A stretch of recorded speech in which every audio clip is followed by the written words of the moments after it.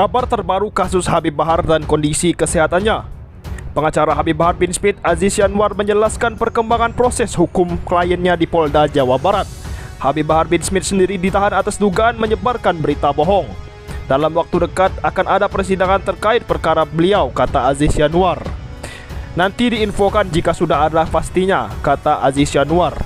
Saat ditanya terkait persiapan tim kuasa hukum, Aziz Yanwar menjawab dengan santai, "Ya, biasa saja. Kami sudah makan asam garam urusan hukum politik begini," kata Aziz Yanwar. Aziz Yanwar juga mengungkapkan saat ini kliennya dalam kondisi baik dan sehat. Habib Bahar bin Smith alhamdulillah sehat dan baik, pungkas Aziz Yanwar selaku pengacara Habib Bahar bin Smith. Habib Bahar pernah aktif di Kesatuan Aksi Mahasiswa Muslim Indonesia, kata pengacara Habib Bahar bin Smith. Sebelumnya, Habib Bahar bin Smith ditetapkan sebagai tersangka kasus penyebaran berita bohong yang disampaikan dalam salah satu ceramahnya di wilayah Bandung Raya. Kemudian, pendakwah kondang A'ajim mereaksi atas kasus Habib Rizik dan Habib Bahar bin Smith. Demi Allah, pendakwah kondang Abdullah Jimanistiar atau A'ajim ikut menyoroti kasus yang menjerat ex-pentolan Front Pembela Islam Habib Rizik Syihab dan Habib Bahar bin Smith. Adapun respon tersebut ia sampaikan saat berbincang dengan Karni Ilyas di channel YouTube Karni Ilyas Club yang tayang Rabu. Mulanya, Karni Ilyas sebagai pembawa acara meminta tanggapan A'ajim terkait kasus hukum untuk Habib Rizik Syihab dan tuntutan terhadap Habib Bahar bin Smith. Kalau A'asi berharap betul-betul berpihaknya kepada keadilan, jangan sampai keputusan ini kasus Habib Bahar bin Smith dan Habib Rizik Syihab didasarkan karena ada kepentingan lain, nafsu atau ujaran kebencian, ujar A'ajim. Kalau keputusan itu bisa dipertanggungjawabkan, adil dunia akhirat, maka itu yang terbaik, tambah dia, A'ajim. Namun, jika sebaliknya ia menyatakan bila keputusan tidak adil, maka akan terjadi malapetaka di Indonesia. Tapi kalau ternyata keputusan itu tidak adil, maka demi Allah, siapapun yang membuat keputusan tidak adil terhadap siapapun, termasuk Habib Rizik Syihab maupun Habib Bahar bin Smith, ketidakadilan itu demi Allah dunia akhirat akan jadi petaka, ujar A'ajim. Menurutnya lagi, semua masalah bisa diperkeruh dengan ketidakadilan. Ambil keputusan yang adil, yang sama kepada siapapun, bukan hanya kepada Habib Rizik Syihab saja, imbu A'ajim.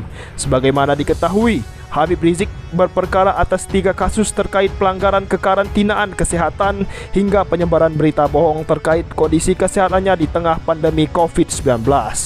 Dari kasus tersebut, kemudian Habib Rizik Syihab dipenjara selama 4 tahun, kemudian menjalani kasasi dari jaksa umum menjadi 2 tahun penjara. Mahkamah Agung memotong masa hukuman terhadap Habib Rizik Syihab dari 4 tahun penjara menjadi hanya 2 tahun penjara. Putusan tersebut terkait dengan kasasi yang diajukan jaksa penuntut umum dan juga kuasa hukum Imam Besar Front Pembela Islam tersebut dalam kasus kabar bohong dalam hasil pemeriksaan tes swab COVID-19 di Rumah Sakit Umi Bogor, Jawa Barat, memperbaiki putusan Pengadilan Tinggi DKI Jakarta yang mengubah keputusan Pengadilan Negeri Jakarta Timur mengenai pidana yang dijatuhkan kepada terdakwa Habib Rizik Syihab menjadi pidana penjara selama 2 tahun penjara. Meskipun saat itu Habib Rizik sudah membayar denda sebanyak 50 juta, beliau masih saja dipenjara. Dalam putusan kasasi tersebut dikatakan alasan objektif para hakim mengurangi masa pemenjaraan untuk Habib Rizik Syihab.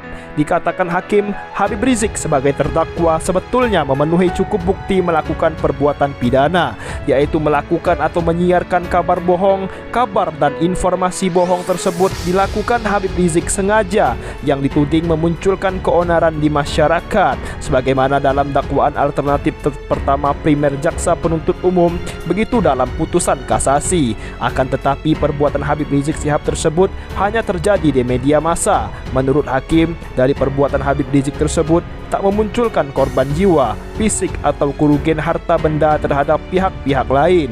Dikatakan pengurangan hukuman tersebut mengingat Habib Rizik juga dijatuhi pidana dalam perkara yang lain. Sebab itu, Habib Rizik Syihab layak untuk mendapatkan hukuman pidana yang lebih ringan. Oleh karena itu, penjatuhan pidana oleh jurek fakti kepada terdakwa selama 4 tahun dipandang terlalu berat, sehingga pidana yang dijatuhkan terdakwa patut atau beralasan untuk diperbaiki dengan menjatuhkan pidana yang lebih ringan. Begitu dalam putusan hakim MA hasil kasasi MA tersebut. Dalam kasus Habib Rizik ini, sebetulnya ada 3 perkara yang saling terkait. Kasus pertama terkait kerumunan dan pelanggaran protokol COVID-19 di Petamburan. Atas putusan tersebut, PN Jaktim menghukumnya 8 bulan penjara. Hukuman tersebut lebih ringan dari tuntutan jaksa penuntut umum yang meminta Habib Rizik dipenjara selama 2 tahun penjara. Sedangkan dalam kasus kedua terkait dengan kerumunan di kawasan Megabendung Bogor, Jawa Barat, terkait kasus kedua itu PN Jaktim menjatuhkan hukuman denda 20 juta terhadap Habib Rizik Syihab. Hukuman denda itu juga lebih ringan dari tuntutan jaksa penuntut umum yang meminta hakim memenjara Habib Rizik selama 10 bulan penjara.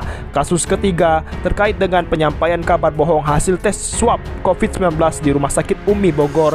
Terkait kasus itu, PN Jaktim maupun PT DKI Jakarta menghukum Habib Rizik Syihab selama 4 tahun penjara. Kemudian MA mengumumkan pemotongan masa tahanan Habib Rizik menjadi 2 tahun penjara. Kemudian Habib Rizik akan segera bebas di tahun 2023 atau 2024. Kita doakan semoga beliau selalu sehat walafiat panjang. Terima kasih telah menonton video kali ini.